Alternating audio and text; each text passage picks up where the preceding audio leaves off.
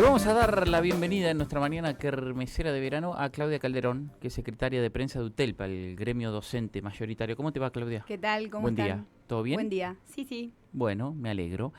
Hace calor, ¿eh? Bastante calor, sí, Y sí. va a ser más, ¿eh? Sí. Va a ser más calor. Sí. El frente frío, que amenaza que viene desde el sur, ¿no? ¿Dijeron? Sí, no sé. Yo sigo ahí una página. Es una mentira, me parece. El frente frío es una mentira. No se nota.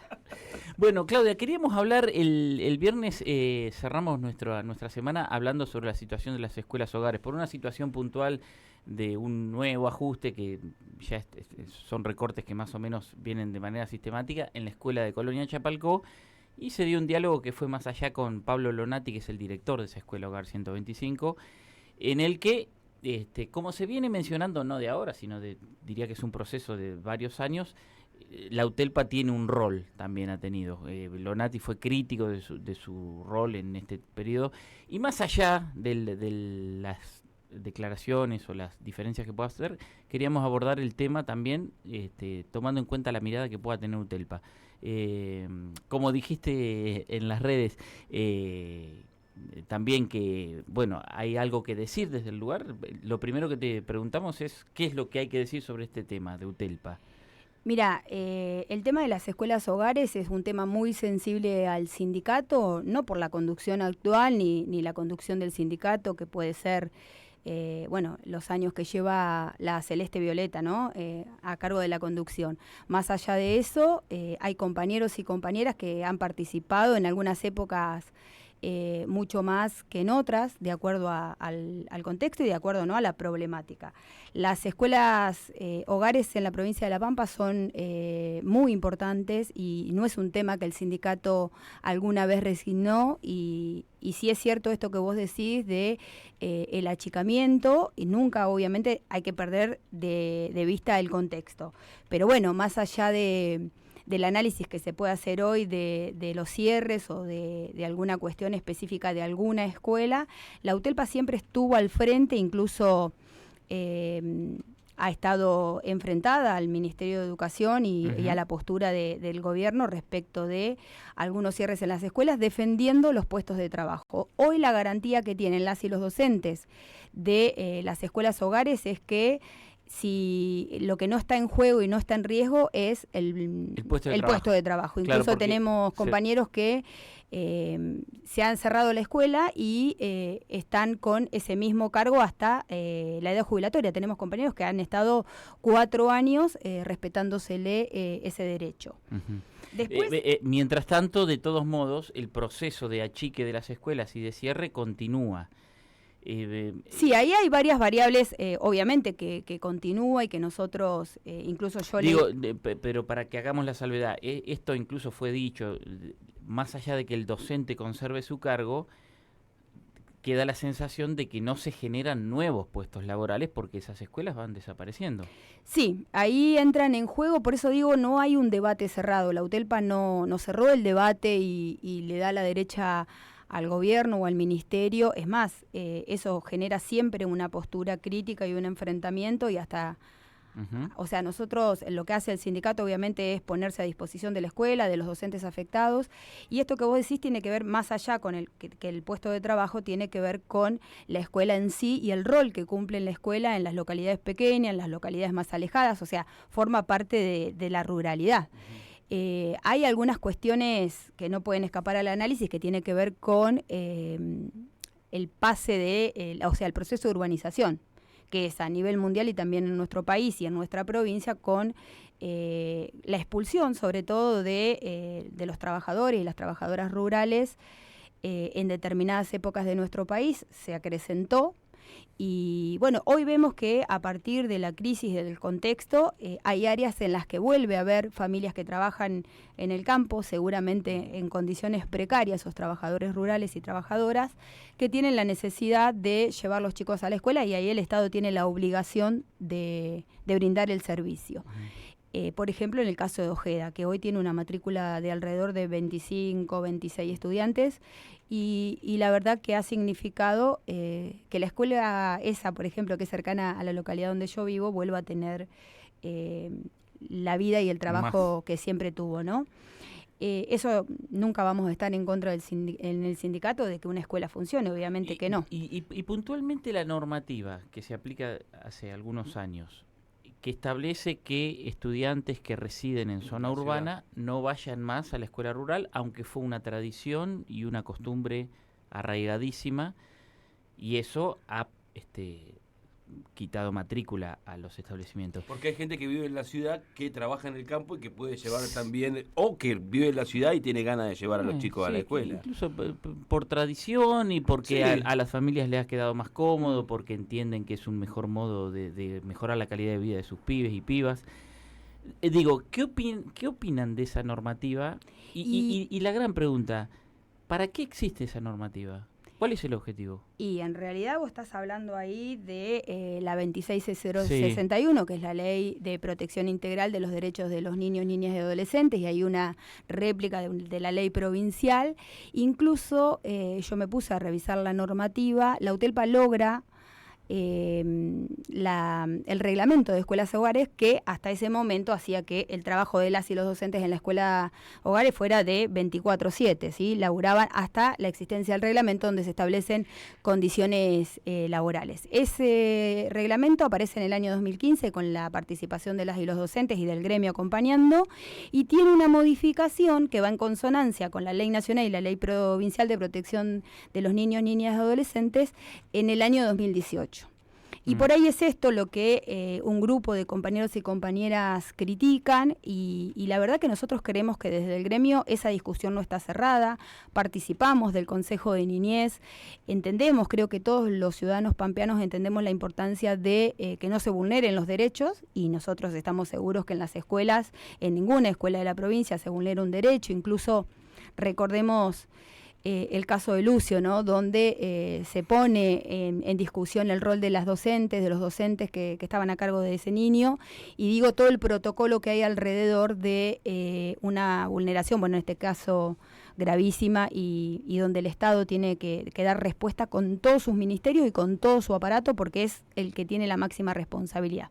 A partir del año 2018, con esta reglamentación, lo que hace el defensor de niñez es establecer algunos criterios que son competencia de otra área que no es el Ministerio de Educación, para determinar qué chicos están en condiciones de quedarse en la escuela hogar. Uh-huh. Hablaba también con una vieja dirigente de la UTELPA, con Noemí Tejeda, respecto de este debate también que habría que volver a darlo, ¿no? Porque el contexto cambia, las demandas y las necesidades cambian, y nosotros estamos convencidos, y no va a haber ningún docente que esté en desacuerdo en que la prioridad la tiene que tener el niño y la niña.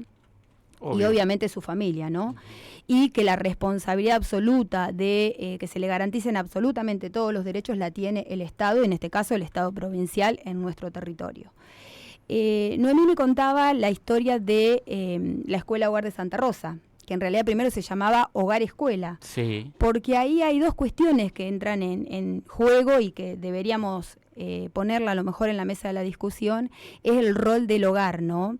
Y ahí, leyendo un poco la normativa nacional y la normativa provincial, lo que dice la ley es que el Estado tiene que garantizar cada uno de los derechos de los niños y las niñas, y la cercanía y la posibilidad de que no se aleje de su grupo familiar, a no ser que sea estrictamente necesario. Uh-huh. Entonces ahí entramos en un terreno legal, jurídico y relacionado con otros derechos que escapan a la escuela, que son los que por ahí habría que discutir y que llegar a un acuerdo con los compañeros y compañeras si nosotros estamos en condiciones. ¿Y crees que hay, primero que está buenísimo que hayas dicho esto, el contexto cambia y que es un debate que habría que volver a dar?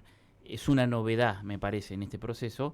¿Y crees que hay una expectativa posible respecto del Estado, que el Estado estaría dispuesto a volver a discutir, a rediscutir esa norma? El rol que tiene... Claro, uno lo entiende, es decir, en aplicación de la Ley de Protección de los Derechos del Niño y de la Niña, agarramos un artículo que dice que el niño y la niña no pueden estar lejos de su familia, a no ser que sea estrictamente imprescindible, y eso es lo que resuelve que en vez de estar en la escuela hogar, donde a lo mejor el desarrollo de ese pibe, de esa piba sería mejor, sus condiciones de vida quizá podrían ser mejores, se puede controlar esto desde el Estado, lo que se resuelve es, no, estos pibes no van más a esas escuelas, ahora tienen que ir a la escuela de su barrio, de su ciudad.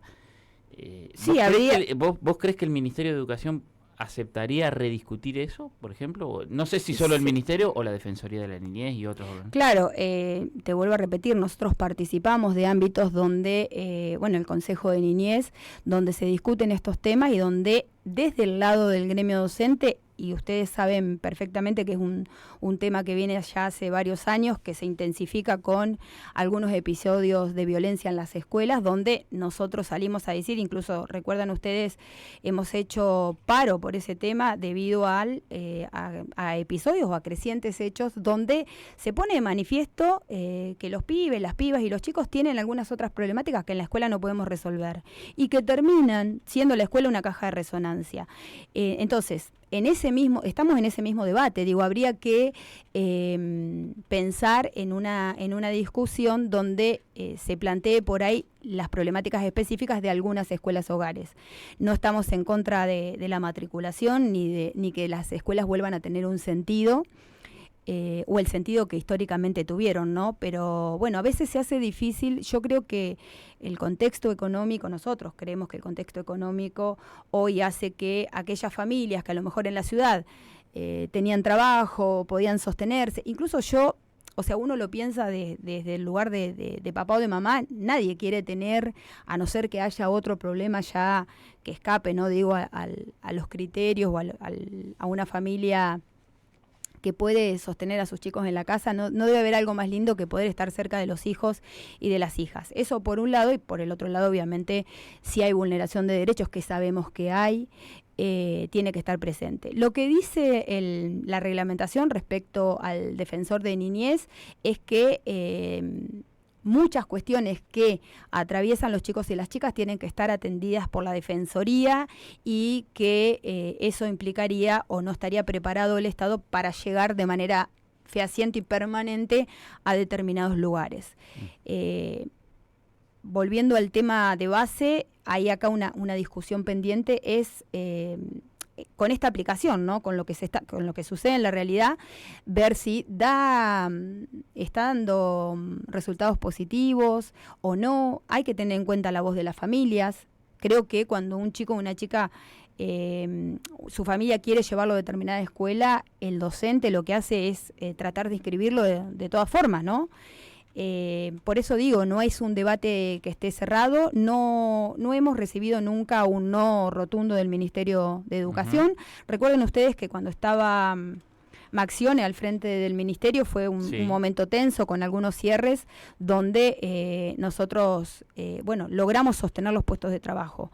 Pero es cierto lo que ustedes dicen, que la desaparición de las escuelas o la posible desaparición de una escuela siempre significa un impacto muy fuerte para la comunidad, y obviamente que al sindicato no es algo que le agrade o que pueda acompañar políticamente, digo. Bien, Lonati decía, y más allá de Lonati, insisto, UTELPA hoy está visto como un gremio que acompaña las políticas públicas estatales en general, lo cual no es ni bueno ni malo, y también, pero sí tienen algunas acusaciones por su connivencia, complicidad, cada cual le da la palabra que quiera. Lonati es, a su vez, lo ha dicho de manera transparente, integrante de la agrupación opositora Rosa y Verde, que tiene una mezcla de orientaciones y de distintas configuraciones políticas. Ahí él es del Frente Peronista Barrial, por ejemplo, siendo la Rosa y Verde una agrupación que en general se nutre por ahí de otros sectores. Pero más allá de eso, porque supongo que también es un tema interno de la UTELPA, debatir hasta dónde se acompaña, hasta dónde no, es un debate recontra lógico y recontra legítimo, y en un momento político extraordinario donde se generan hechos políticos desde la nada, donde la palabra autoconvocado sirve tanto para el bien común como para cualquier otra cosa. ¿Cómo están viviendo ese momento en donde le ha surgido a UTELPA cuestionamientos de este tipo, y que algunos serán más legítimos que otros, pero que no pueden evitar desde la mirada política del panorama que tienen? No, por supuesto, no se pueden evitar, porque en realidad mucho de los reclamos que pueden venir de los autoconvocados, y sin perder de vista también que es un análisis, o sea, que hay detrás de eso un juego político, ¿no? Puede ser que un compañero, en el caso de Pablo, haya dicho que pertenece a determinado sector político, A veces nosotros, quienes están en la conducción o quienes ocupamos cargos, no podemos decir, que en qué espacio político militamos, y el UTELPA te puedo asegurar que está nutrida de diferentes sectores del abanico político, incluso compañeros y compañeras que no militan. Y bueno, y representamos a un sector que también es cierto, tiene determinadas características respecto de qué es la política, ¿no? Nosotros seguimos por ahí trabajando en la formación, en los espacios de discusión con los delegados y delegadas, si la escuela tiene que hablar o no de política, debería ser un debate superado. Pero bueno, más allá de eso, la UTELPA no hace oído sordo de los reclamos ni de este análisis que pueda hacer un sector respecto de nuestro acercamiento con el gobierno provincial, pero es cierto que la UTELPA demuestra cuando tiene que hacerlo que se enfrenta a un ministerio provincial y a un gobierno provincial en defensa de derechos. Sin ir más lejos, nosotros hasta el último día de diciembre del año pasado nos opusimos y resistimos todo lo que se pudo respecto de la aplicación de una disposición que hacía que los docentes de primaria empezaran ahora. El día 3 de febrero visitamos una de las escuelas de la ciudad de Santa Rosa, después seguimos la recorrida por distintas escuelas que tuvieron que incorporarse, y lo que observamos es que en parte nosotros, la UTELPA tenía razón y los docentes tenían razón, porque veíamos que había docentes trabajando y planificando, pero faltaban los chicos y las chicas. Los directores lo que hacen es lo que corresponde, que es informar a las familias. Creo que no fue una decisión acertada. Nosotros lo que decíamos, porque incluso hasta las directoras mismas que nos recibieron están de acuerdo con los objetivos del programa, que es mejorar y potenciar los aprendizajes y la lectroescritura de los chicos de sexto grado que van a pasar a secundario. Pero se hizo muy sobre la marcha a fines del año pasado, donde los docentes ya estaban pensando en todo lo que tiene que ver con la organización de fin de curso, de los chicos que van a compensar. Se viene trabajando en la escuela y bueno, lo que genera por ahí es esto, de que los docentes sienten, y nos dicen esto cuando recorremos, que el ministerio no ve o no sabe lo que pasa todos los días en las escuelas. Y pasa un poco eso, ¿no? Nosotros, quienes estamos en la conducción, que también se nos critica a veces por eso, también damos clases, ¿sí? Porque si un docente, en general, la mayoría de mis compañeros, si nosotros no tenemos frente alumno, no nos jubilamos, o sea, tardamos más tiempo en jubilarnos por el sistema, ¿no? ¿Cuántos años es que necesitan para...? Nosotros tenemos que tener como mínimo 10 horas frente a alumnos para poder jubilarnos con 30 años de antigüedad, claro. Con 30 años. Tienen que seguir más años trabajando. Sí, eso es un paréntesis. Eso es un paréntesis, sí. Pero digo, por la crítica, ¿no? Entonces sabemos lo que pasa en las escuelas. Pero ¿y qué pasó puntualmente con esto de que tenían que ingresar en febrero? Porque lo que se entendió es que iba a haber un paro o iba a haber alguna medida de fuerza para que esto no sucediera. No, nosotros hasta último momento, o sea, lo discutimos con los compañeros, el tema de una medida de fuerza, visibilizamos, hicimos el ruidazo que tuvo, más éxito acá en la ciudad de Santa Rosa y en Toay o en las ciudades más grandes, debido obviamente a que hay mayor cantidad de docentes afectados a esta disposición. El problema era que era fin de año y el paro, para tener algún tipo de peso político, tiene que ser contundente, ¿no? No podíamos garantizar que eso sucediera porque además era nivel primario y sexto grado de nivel primario. Y a su vez, lo que la disposición decía era que los docentes no eran los docentes de sexto, sino de acuerdo a la antigüedad. Entonces ahí también pone en juego que aquellos docentes que recién se inician... En concreto, complicado hacer un paro porque era un universo. Está bien, pero chico, como que no iban a empezar año. la clase. Yo recuerdo una frase que era así no empezamos. Sí, por Creo supuesto. era la frase. Nosotros, el tema del no inicio es una cuestión que podemos usar para presionar al gobierno y para presionar al ministerio respecto de algunas cuestiones. Pero no podemos perder de vista que hoy la discusión, más allá de la disposición y de todo lo que nosotros argumentamos a favor de que la sacaran de circulación, cosa que no logramos, tiene que ver con la cuestión salarial. Nosotros el año pasado también, y esto tiene que ver con crítica o con escuchar a lo que dicen los docentes, nosotros se logró aumentar el piso garantido, pero a partir de ese piso garantido hoy ya llevamos 4 meses de un salario inicial de 800.000. Muchos compañeros en su momento se vieron favorecidos porque fue un 35% de aumento de ese garantido. Muchos otros compañeros se enojaron porque en realidad lo que se viene provocando ya hace años, no específicamente, pero se potenció con el inicial garantido, es el achatamiento de la escala docente. Nosotros por antigüedad tenemos un porcentaje que va al básico, bueno, y que hace que siempre aquellos trabajadores que tienen más años en el sistema, que tienen, o sea, tiene que ver con revalorizar la carrera docente.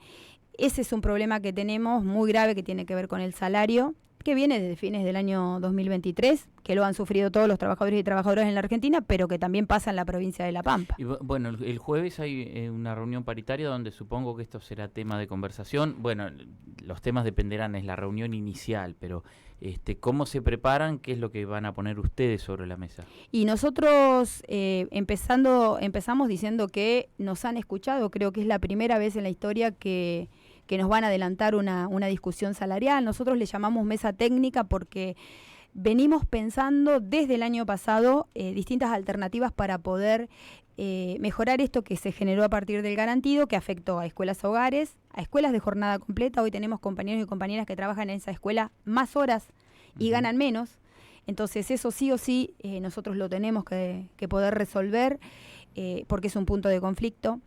Que vienen soportando los compañeros desde fines del año pasado y estos meses este mes de receso, pero que significa un impacto al bolsillo cada vez más fuerte. Y por el otro lado, el tema de pedir una recomposición salarial que sea superior a lo que dé la inflación.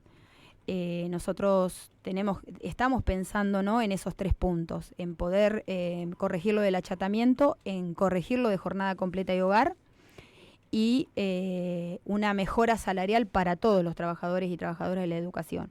Y después otro tema que no es menor, que incluso cuando recorremos las escuelas, y al Ministerio no le gusta por ahí escucharlo, pero el tema de la sobrecarga laboral. Uh-huh. Nosotros observamos que los docentes hacen muchas tareas extras, incluso un docente que trabaja un turno, al otro turno le dedica, la otra parte del día dedica buena parte de la jornada a planificar, a pensar, a reunirse, a trabajar fuera del horario de clases y además a capacitarnos, porque nosotros para ese puntaje que tenemos para acceder a nuestro puesto de trabajo significa que tenemos un puntaje, competimos con otros trabajadores, con nuestros compañeros.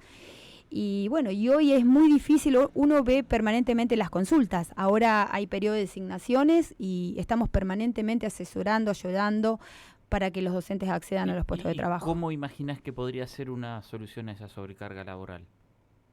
¿Una retribución? ¿Una otra mirada del sistema? ¿Cuál es la salida? En primer lugar, nosotros a igual trabajo, igual remuneración, es un eslogan, pero que está cargado, tiene una carga política y potencial muy importante. Hoy a nivel mundial hay un informe de la Internacional de la Educación donde participa CETERA que a nivel mundial no hay docentes en el mundo. Y una de las cuestiones básicas por las que no hay docentes, por la que la gente no estudia... No hay docentes que decís, están haciendo falta... Hacen falta docentes. Incluso en algunos países desarrollados han bajado la cantidad de días de clase porque no tienen docentes. En el caso nuestro, bueno, se complementa con profesionales que hacen la capacitación docente. Pero en realidad el punto más importante de por qué no hay docentes en el mundo y en nuestro país es por el salario. Vos tenés que estudiar 4 años, 5 años, una carrera de grado para acceder a un salario bajísimo, ¿no?, que no te permite llegar a la canasta básica. Entonces, esas cuestiones, lo que nosotros decimos es...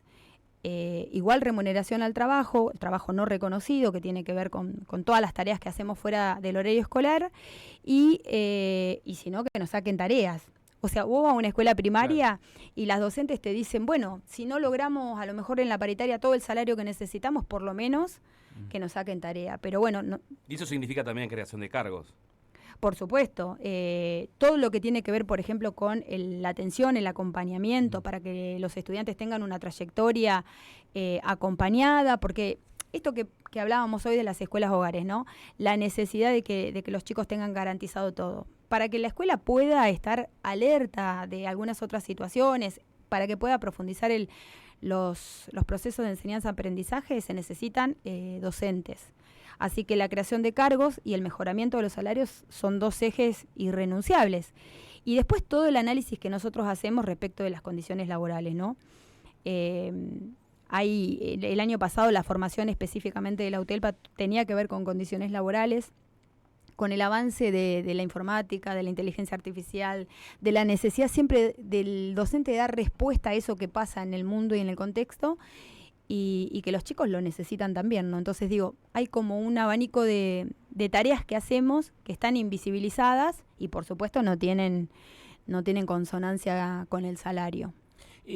¿Hay un promedio del salario docente en La Pampa? ¿Está ese número, lo tenés?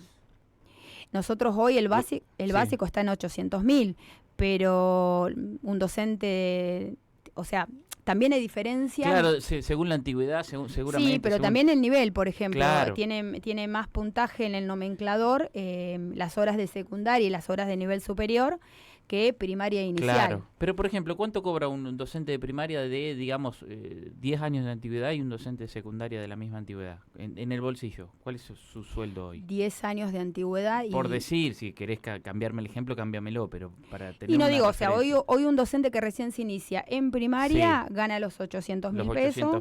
Y hay docentes que tienen capaz que 15 años que ganan 860.000 pesos. Mirá vos.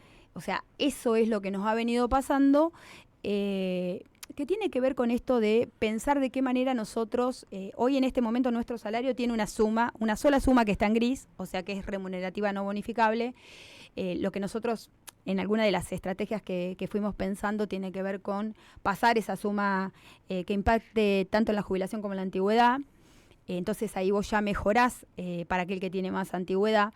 Pero bueno, antes la diferencia era significativa. Por eso, por eso la importancia de los cargos directivos, de la carrera docente. Claro.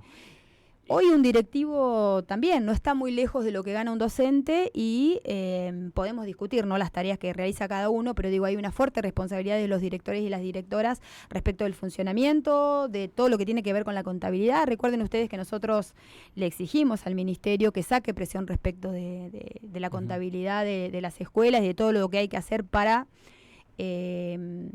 presentar los balances, ¿no? Y digo, con ese nivel salarial, ¿por qué hace algunos años ya fue un tema ganancias dentro de la docencia?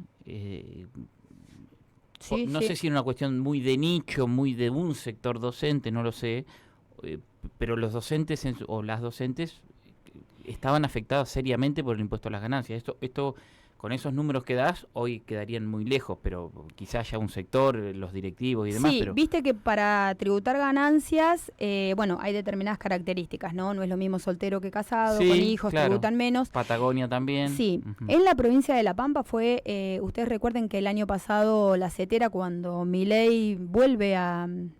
Recuerdo cuando era diputado y votó en contra y claro, y lo volvió a implementar al impuesto a las ganancias. Lo primero que hizo la CETERA fue presentar un recurso de amparo. La provincia de La Pampa es la primera provincia en el país que toma ese recurso y por ahora no aplica, pero hasta que no se resuelva la cuestión de fondo. O sea, nosotros estamos ahí latentes, seguramente tributarían docentes el impuesto a las ganancias. Y vemos, por ejemplo, ahora con el tema de la escolaridad, que es una asignación familiar que paga la provincia, que es un monto, lo podemos discutir, pero digo, es bastante significativo y a nosotros nos han aumentado las consultas, porque claro, hay muchas docentes que el cónyuge cobra o aporta al ANSES y a partir de ahí, como los topes son bajos comparado con el salario, empiezan a tributar y no cobran, por ejemplo, estas asignaciones. Entonces, el panorama es muy complejo. Y eso pensaba también en un contexto, me quedó el número de un docente de 15 años de antigüedad cobrando 800, 900 mil pesos. Digo, son de los mejores salarios del país, aunque eso parezca no se puede decir, increíble. Pero sí. O sea, ¿cuánto cobran en otro lado entonces? Sí, la verdad que nosotros no lo podemos decir porque en realidad no hay que festejar en este momento y en este contexto en nuestro país porque no hay salario que alcance. Pero, por ejemplo, el material didáctico, que es un logro de la lucha de la UTELPA, el material didáctico es único en el país. No hay otra provincia que cobre material didáctico. También estamos pensando en mejorarlo. Es un 75% de un salario básico de un maestro de grado, o sea, del cargo testigo, y nosotros estamos pensando en pedirle que se vaya al 100%, o sea, que sea un salario completo, está distribuido en 2 cuotas. Una que se adelantó ahora el gobierno decidió, ya el año pasado también había hecho lo mismo de adelantarlo, y otra que se cobra con los saberes de julio.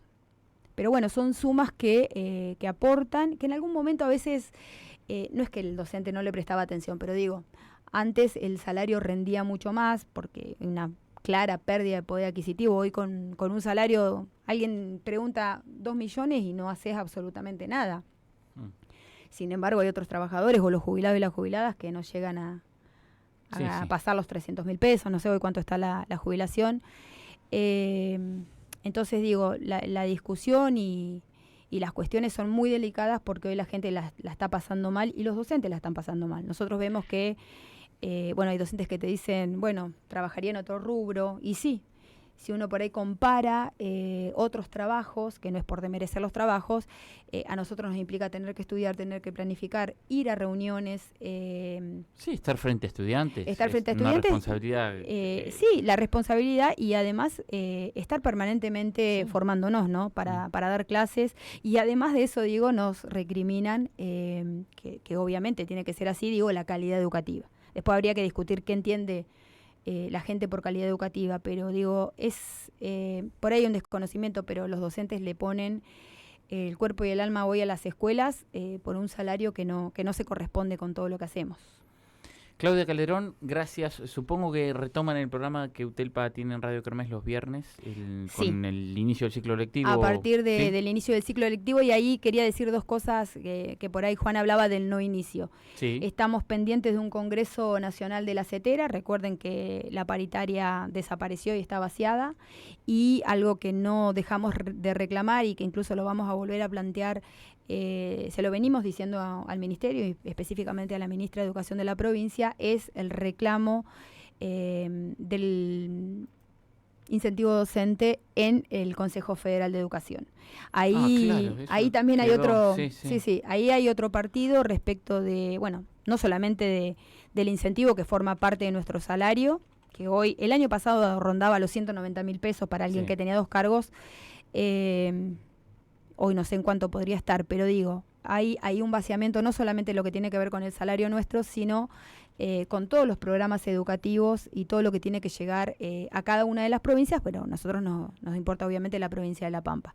No han desaparecido programas porque, ahí ha habido voluntad política y financiamiento de la provincia, pero esto complica aún más para demandar cargos, ¿no? Porque hay que atajar tantas cosas y hay que... pero eso ya es problema del Ministerio y del Gobierno. Nosotros vamos a seguir... a pesar de ese contexto, vamos a seguir reclamando lo que corresponda, y la creación de cargos, aparte del salario, también es algo fundamental. Gracias, Claudio, de vuelta. Y más vale, si quieres agregar algo más, por supuesto, el micrófono está abierto. Les esperamos en el programa a partir de marzo. Sí, el programa lo vamos a comenzar en marzo con Camila, que es mi compañera, y con Agus, que forma parte de la radio y que el año pasado nos acompañó y hizo un laburo muy importante, y ustedes obviamente por recibirnos. A partir de hoy, la última que tiro, a partir de hoy está abierta la preinscripción a la formación docente que damos con puntaje para nuestros afiliados y afiliadas. En caso de que no lo sean y se quieran afiliar, van a cualquiera de las 17 seccionales que tenemos en la provincia, y vamos a estar ahí garantizando que puedan estar en las sedes, que puedan concurrir. Otorga casi los 2 puntos que se pueden hacer por año y no tienen que pagar. ¿Qué cantidad de afiliados y afiliadas tiene UTELPA?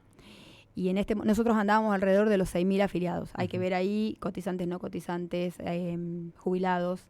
Tenemos un sector de jubilados y jubiladas muy importante en toda la provincia, así que también les mandamos un saludo porque la verdad que siempre nos acompañan no solamente en las actividades que tienen que ver con ellos, sino fundamentalmente en las luchas. Están siempre en la plaza y siempre en la calle. Gracias de vuelta. No, gracias a ustedes. Claudia Calderón pasó por acá, es la secretaria de prensa del gremio docente UTELPA. Arrancamos para